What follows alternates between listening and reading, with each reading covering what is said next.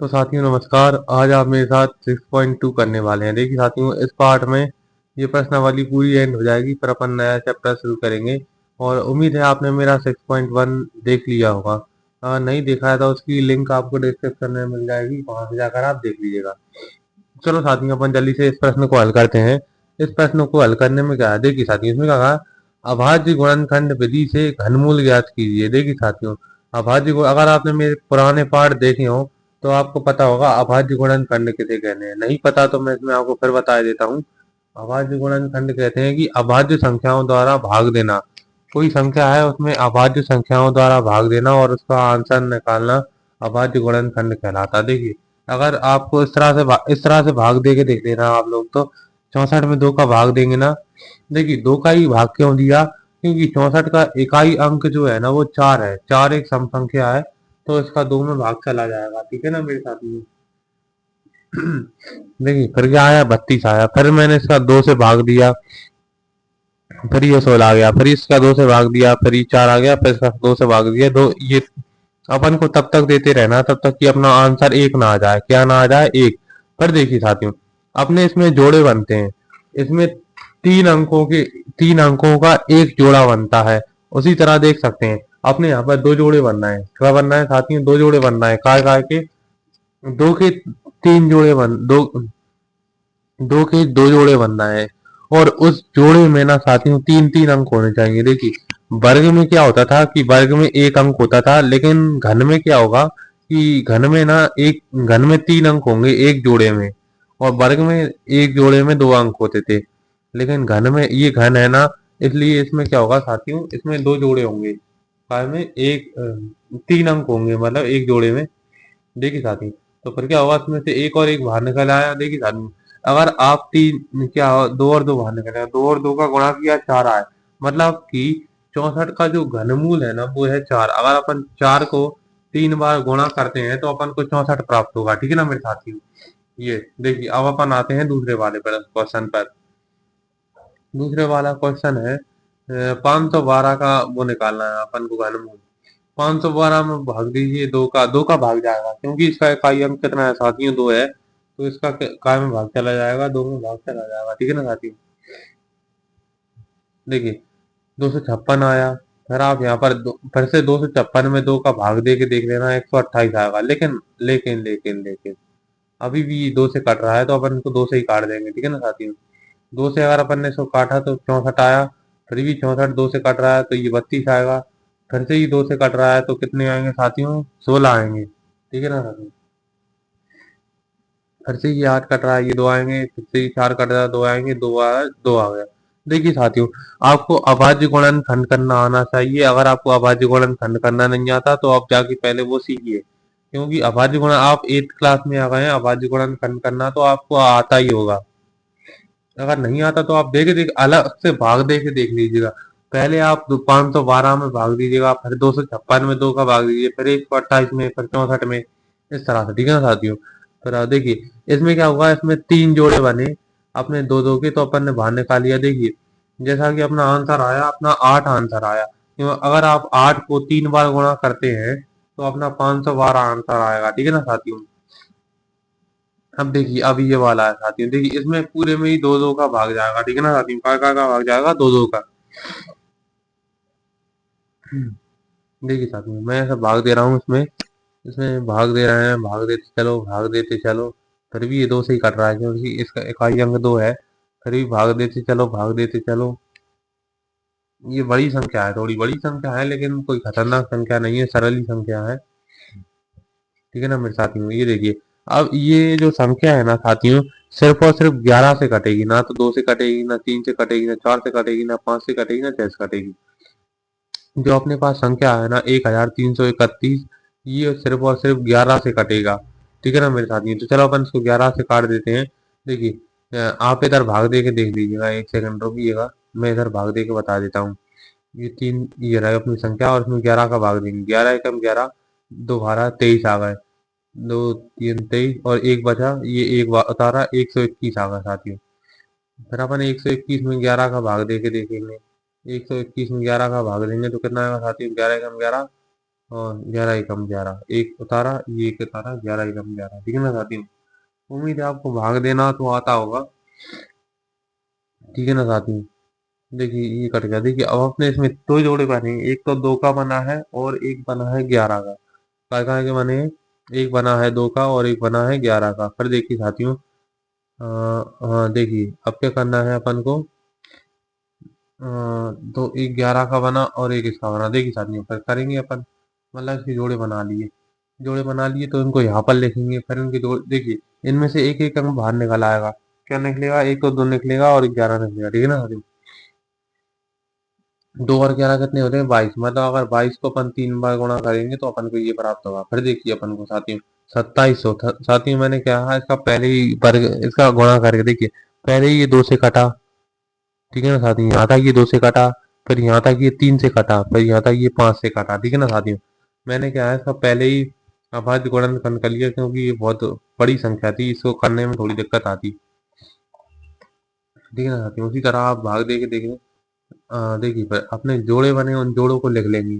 जोड़े अपने 2 के बने, 3 के बने और 5 के बने, ठीक है ना साथियों। तो 2 3 5 को बाहर निकाल लिया, तो 2 3 6, 6 पंजे 30, एक 2 निकला, एक 3 निकला और एक 5 निकला, ठीक है ना साथियों। और फिर ये 30, मतलब अगर अपन 30 को 3 बार गुणा करेंगे ना, तो अपन को प्राप्त होगा कितना साथियों? 30 प्राप्त, तो 27,000 प्राप्त होगा, ठीक है ना साथियों। देखिए साथियों अब यहाँ पर ये सत्य सत्य सत्य सत्य में किसी भी विषम संख्या का घन सम संख्या होता है। विषम संख्या देखिए, इसको सत्यापित करते हैं अब अपन। देखिए विषम संख्या होती है 1 3 5 7। देखिए अगर अपन 3 का घन करते हैं तो अपन को 3 इंटू 3, 3 इंटू 3 कितने प्राप्त होते हैं? ये 27 प्राप्त होते हैं, 27। तो देखिए साथियों 27 प्राप्त होंगे। 27 कौन सी संख्या है? सम संख्या है या विषम संख्या? 27 है विषम संख्या। तो इसमें क्या लिखा है? घन सम संख्या होगा, तो ये पहला असत्य हो जाएगा। क्या हो जाएगा? असत्य हो जाएगा, क्योंकि यहाँ पे तो 3 का मतलब यहाँ पे इसमें कहना चाह रहे हैं कि घन सम संख्या होगा, तो अपना घन विषम संख्या ही आया। यहाँ पर लिखेंगे एक पूर्ण घन दो शून्यों पर समाप्त नहीं होती। तो देखिए साथियों, देखिए पहले अपन क्या करते हैं, 10 का घन करते हैं। 10 का घन करेंगे तो अपने पास 1000 प्राप्त होंगे। 1000 प्राप्त होंगे, तो देखिए इसमें तो साथियों आ रहे हैं जीरो, इसमें तो 3 जीरो आ रहे हैं, तो ये गलत हो जाएगा। कोई पूर्ण संख्या होती है ना, वो 3 जीरो पर समाप्त होती है, 2 जीरो पर समाप्त नहीं होती, ठीक है ना साथियों। पर यदि किसी संख्या का वर्ग 5 पर समाप्त होता है और तो उसका घन 25 पर समाप्त होगा। जरा देखिएगा, अगर अपन 15 का वर्ग करेंगे, 15 का वर्ग करेंगे तो कितने प्राप्त होंगे साथियों अपन को? 325, शायद 675, 675 प्राप्त होंगे, ठीक है ना साथियों। 675 प्राप्त होंगे, और नहीं नहीं 325 प्राप्त होंगे, एक सेकंड, तीन 225 प्राप्त होंगे। और अगर अपन 15 का घन करेंगे ना साथियों, तो अपन को 3475 प्राप्त होंगे। देखिए साथियों, इसका वर्ग 5 पर समाप्त होता है, लेकिन इसका घन जो है 75 पर समाप्त हो रहा है, ना कि 25 पर, ठीक है ना साथियों। तो ये भी गलत हो जाएगा।